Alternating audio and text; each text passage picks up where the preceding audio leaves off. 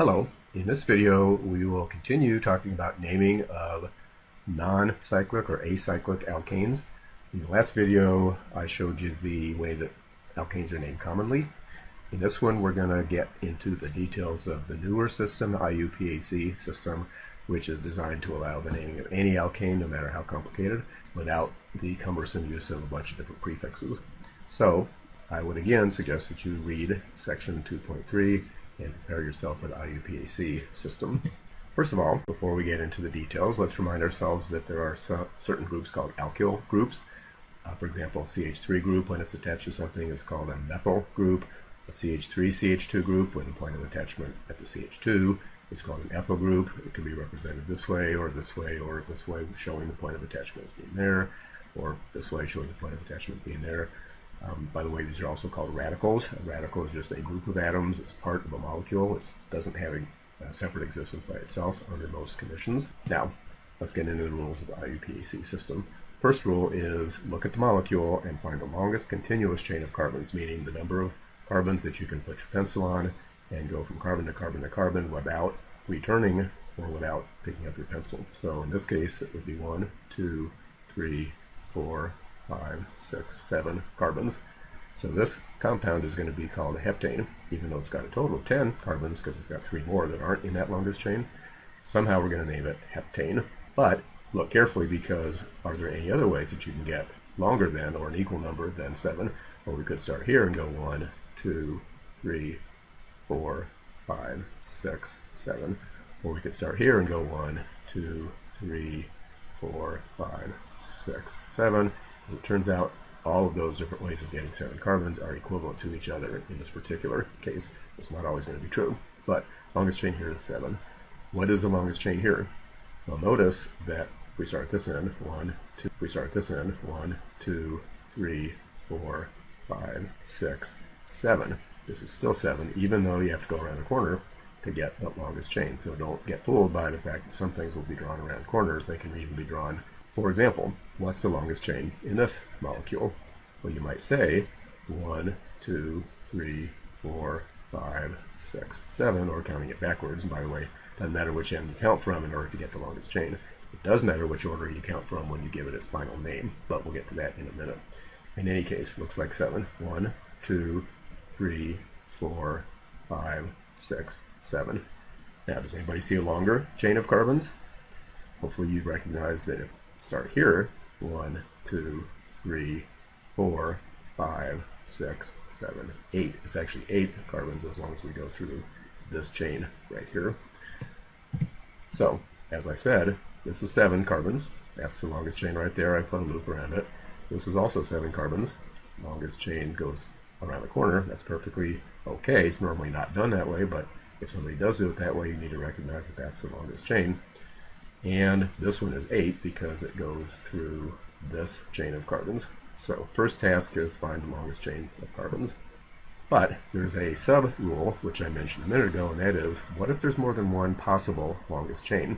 So for example, in this molecule, if you count straight across, 1, 2, 3, 4, 5, 6, 7, longest chain here is 7. But what if we go this way? 1, 2, 3, 4, 5, 6, 7. That's a different way, because if we go this way, we have an extra CH3 group on the longest chain, whereas if we go through this way, we don't have a CH3 group. Instead, we have this more complicated group, which you may recognize as an isopropyl group. If we count this way, it doesn't have an isopropyl group. It has a methyl and also has an ethyl. And if we go this way, it has an isopropyl group, as shown here. This 7 carbon chain has a methyl, which I've looped in red, and an ethyl, which I've looped in red. This longest chain, which is also 7, just has this isopropyl group in it.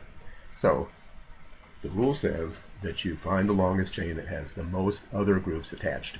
So this one is the correct longest chain because it has a methyl and an ethyl. That's 2 groups, whereas this longest chain only has 1 group attached. So this is the correct way of doing it. Rule number 2 has you number from the end closest to the first branch point. In other words, you have to decide which end are you going to count as number 1, and then count continuously from there through the longest chain.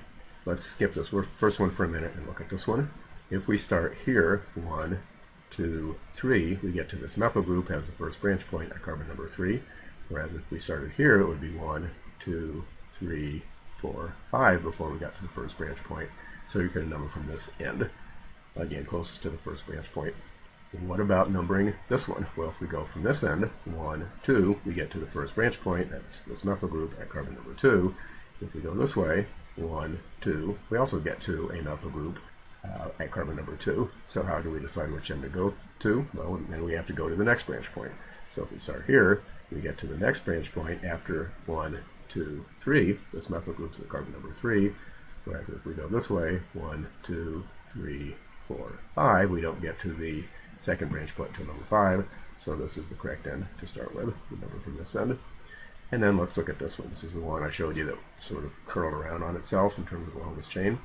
Well, if we start from this end, 1, 2, 3, 4, first branch point would be at carbon number 4, and that would be this group right here would be at carbon number 4. But if we start at this end, 1, 2, 3, we get to the first branch point at carbon number 3. And so this is, in fact, the correct end to number from that end right there. Rule number 3, and this is where we put everything together. First of all, you give the name of the longest chain as if it were an alkane, like hexane or heptane or octane or whatever, but just the longest chain, not all the carbons, just the longest chain. Then you precede that name by all of the alkyl group substituents. By the way, the word substituent just means groups that are substituted onto the chain, so it's just an alkyl group in this case. And you list them in alphabetical order. And you also give, for each group, the carbon number where it's attached. So if it's at the second carbon, you call it 2-methyl or 2-ethyl. If it's a third carbon, you call it 3-methyl or 3-ethyl or whatever it happens to be.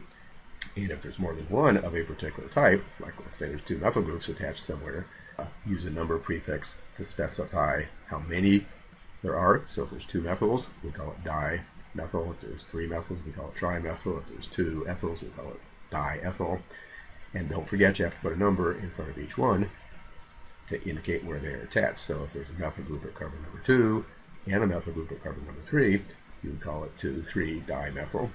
If there's, let's say, an ethyl group at carbon number 3 and another ethyl group at carbon number 3, you would call it 3,3-diethyl. You need to have a number indicating where the group is attached for each group, even if they're on the same carbon.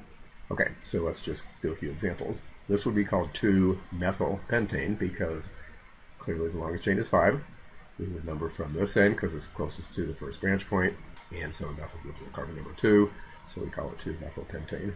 This is 3-methylpentane because the methyl group that's attached is at the third carbon. In this case, it's the third carbon from either end, so it doesn't matter which end we number from in this case. But in either case, it's 3-methylpentane. So remember, these were the two that we had trouble distinguishing in the common system because this one didn't really have a prefix. But in the IUPAC system, it's very easy. It's just 2-methylpentane as opposed to 3-methylpentane. This is common name isobutane, as we learned in the last video. What would be its IUPAC name? Let's see if you can come up with it. So take a minute, pause the video if you haven't already done so, and then let's continue. 2-methylpropane, longest chain 3, methyl group attached to the second carbon, so 2-methylpropane. Notice in this case we could have come up with the longest chain going through here instead. That would still be 3 carbons, and then this would be the methyl substituent, but it would still be a carbon number 2 of that 3-carbon chain. And likewise, we could go through here for the longest chain, and then this methyl group would be attached to carbon number 2. So it really doesn't matter in this case which one you call the longest chain, because the extra methyl group is going to be a carbon number 2 anyway. So there's no question about it. It's called 2-methylpropane. Again, common name isobutane. Just to remind you, in the common system, the number prefix tells you the total number of carbons. In this case, total 4 carbons. In the IUPAC system, this tells you how many are in the longest chain, not the total number of carbons. So propane, because the longest chain is 3. This compound would be called isopentane, and that would be its common name. Its IUPAC name, again, is 2-methylbutane. This has both a common name, isopentane, and an IUPAC name, 2-methylbutane. This compound would be called 3-ethylpentane because it has longest chain is 5, and it has an ethyl group now attached to the third carbon, so it's 3-ethylpentane. This is one of those alkanes that has no common name. If it had a common name, it would be some sort of heptane because it's a total of 7, but there doesn't happen to be a prefix for that particular arrangement of 7 carbons. And again, that indicates the beauty of the IUPAC system. You can name very complicated molecules without having to get into a number of prefixes. Okay, now let's look at this molecule. First glance, longest chain is 5, and there's a propyl group at carbon number 3, so we would call it 3-propylpentane, correct? Nope. Why not? Well, because as hopefully you've recognized, this is not the longest chain. Instead, the longest chain is actually 6. It goes through here.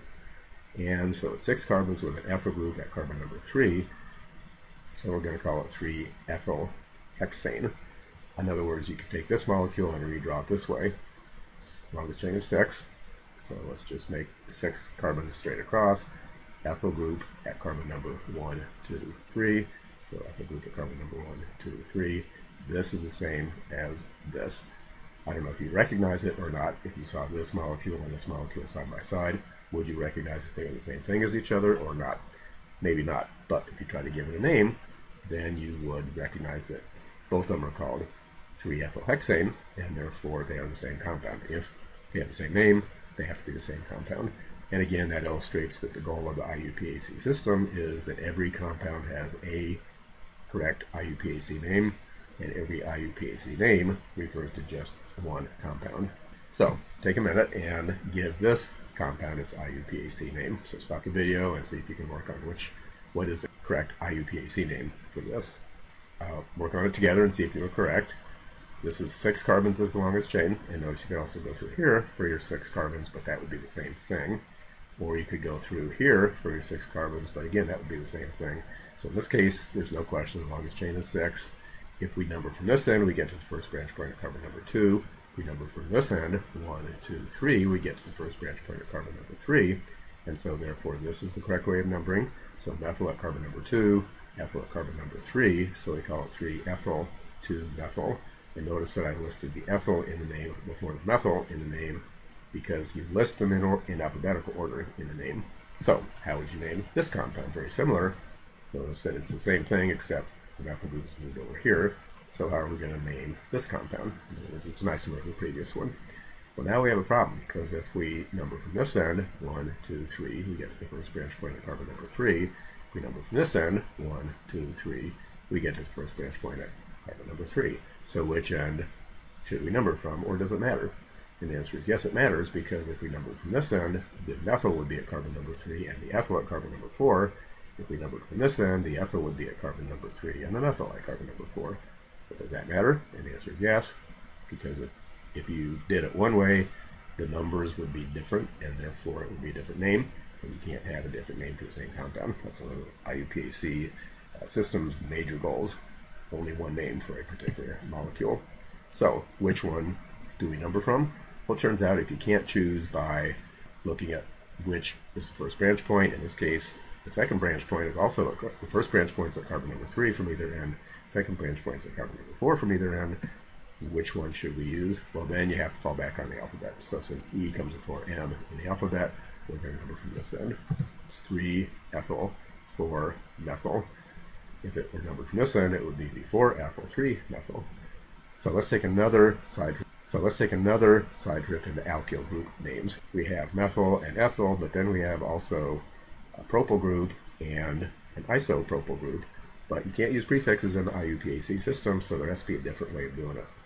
In other words, commonly this is N-propyl and this is isopropyl, but how do we do the IUPAC system? Well, this we're just going to call propyl. There are no prefixes, so what would be the N prefix in the common system, we just leave off and it becomes plain old propyl. How do we handle this grouping right here? First of all, we're going to number it just like we do in alkane. We're going to number the alkyl group, but we number it not necessarily starting at the end of the chain. We number it from the point of attachment. So in an N-propyl group, the point of attachment is at the end, so that automatically becomes carbon number 1, carbon number 2, carbon number 3 of the side chain. Notice this is a different numbering system than the longest chain itself. So you have numbers on the longest chain, and then you also have numbers on side chains if you need them. In this case, you wouldn't really need it because it's just a propyl group. But remember the rule. You start from the point of attachment as carbon number 1. So this grouping, we're going to start with that carbon. Even though it's not at the end of the chain, it is where the point of attachment is, so that's carbon number 1. And then we go follow the longest chain from there. In this case, it doesn't matter whether we go this way or this way. So let's say this is number 1, and then this is number 2. So this we're going to name as an ethyl group. and it's going to be an ethyl group with a methyl group on it. So it's actually going to be one methyl, because that's like an ethyl group with a methyl group on it. So this is just called propyl. This is called 1-methyl-ethyl. So basically, whenever you see an isopropyl group in a molecule, if you have to give an IUPAC name for it, you're not going to call it isopropyl, you're going to call it 1-methyl-ethyl. Similarly, as we saw in the previous video, there are 4 butyl groups. There's N-butyl, sec-butyl, isobutyl, and T-butyl. This is N-butyl, and it's just called butyl in the IUPAC system. This is sec-butyl. What would be its IUPAC name? Well, that would be carbon number 1, that would be carbon number 2, that would be carbon number 3, and so it's going to be named as a propyl group with a methyl on carbon number 1. So the name of a sec-butyl group in the IUPAC system is 1-methyl-propyl. And then we also saw that there are 2 other butyl groups. There's a T-butyl group, and there's the isobutyl group. What are we going to name a T-butyl group? Well, again, starting with that carbon as number 1, because that's where it's attached to whatever it's attached to. Continue on the longest chain you can. Well, it's 2 carbons this way, or it's 2 carbons this way, or it's 2 carbons this way, so it really doesn't matter. In other words, it's an ethyl group with a methyl at carbon number 1, and then another methyl at carbon number 1, and so it's 1,1-dimethyl-ethyl. So a T-butyl group is the common name of this, but its IUPAC name is 1,1-dimethyl-ethyl, whereas this group being called isobutyl in the common system, again, we're going to call that carbon number 1 because that's its point of attachment. That's number 2, and that's number 3, and then there's a methyl on carbon number 2, so we call it 2-methyl-propyl. So an isobutyl group is called 2-methyl-propyl. Both names are acceptable, it's just this is the common name and this is the IUPAC name for that group right there. So there are a number of so-called iso groups, as we saw before, isopropyl, isobutyl, isopentyl, and so on. And as we saw, an isopropyl group is also called a 1-methyl-ethyl group. An isobutyl group, as we saw, is a 2-methyl-propyl group. An isopentyl group, as you can figure out, would be called a 3-methyl-butyl group. And you might want to continue this series and just keep on drawing longer and longer chains here and see what the IUPAC name would be for each of those possible groups. Back to more IUPAC rules for alkanes. So go ahead and see if you can name this alkane. Stop the video for a minute and so what are we going to name this? Well, my first thought would be longest chain is 5, and it has an isopropyl group attached to it at carbon number 3, so I'm going to call it 3-isopropyl pentane. And not correct, because you can't use groups with prefixes like iso or neo or sec or any of those prefixes. So then we realize, oh yeah, this is an isopropyl group. And the IUPAC name for an isopropyl group is 1-methyl-ethyl. And again, just to review, that's because here's an ethyl group and it has a methyl on it at carbon number 1, so 1, 2, so it would be 1-methyl-ethyl.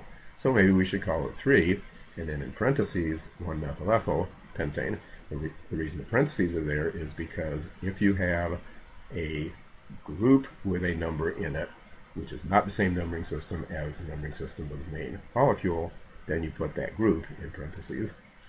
And of course you can probably guess that there may be groups on groups on groups, in which case you have nested parentheses, but we probably won't see anything quite that complicated. A better name would be 3,1-methyl-ethyl pentane. But then looking carefully at it, we realize that this isn't even really the longest chain. The longest chain is actually this through here, 1, 2, 3, 4, 5, which is also, this is also 5. But why is this the correct 5-carbon chain instead of this being the correct 5-carbon chain? Because this only has 1 group attached to it, that's this isopropyl group. This 5-carbon chain has 2 groups attached to it, a methyl and an ethyl. Therefore, since the rule says find the longest chain that has the most groups attached to it, this is actually going to be named as 3-ethyl-2-methyl pentane.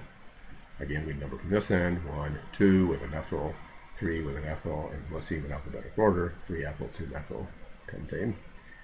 Again, just to review, the rule says when there are 2 different longest chains, the one with the most substituents is the one to use in the name. So 3-ethyl-2-methyl pentane is correct. You might also notice, and hopefully you've recognized already, that there's another way of finding 5 carbons here, and that is 1, 2, 3, 4, 5, but that would still be 5 with a methyl and an ethyl in the same positions. Or you could go 1, 2, 3, 4, 5, but that would still be 5 with a methyl and a methyl in the same positions and so on. So no matter which of the 5 carbon longest chains you use here, other than the one that goes straight across, it's still going to be 3-ethyl-2 methyl pentane. Now, pause the video and take some time and try naming the following. What you'll have to do first is perhaps write out the condensed structure for this, or perhaps you're good enough at looking at these line angle figures that you won't need to draw out the condensed formula. But in any case, find the longest chain, decide which end you're going to number from, list the substituents in order, alphabetical order with their appropriate numbers. Same thing here, and see if you can come up with names for all of those. There's a separate skill you have to think about, and that is, besides looking at a structure and writing a name from it, you have to be able to look at a name and draw a structure from it. Now, people get scared by that because it seems like it's harder. In fact, it's much easier, because if you have a correct name, then you already have everything laid out for you. You just have to draw out the longest chain and then stick the groups on. So in this case, nonane, you draw 9 carbons in a row. On the 4th carbon, you'd put 2 methyl groups. On the 6th carbon, you'd put another methyl group for a total of 3. And on the 6th carbon, you'd put a propyl group, and you're done. And then just fill in the hydrogens to make sure every carbon has 4 bonds, and you're done. So same idea here. This one obviously is a common name, but you have to be able to do that as well. Now, I would suggest that you go back and read section 2.3 in your book just to fix all the stuff I've said into your mind. Thank you for your attention.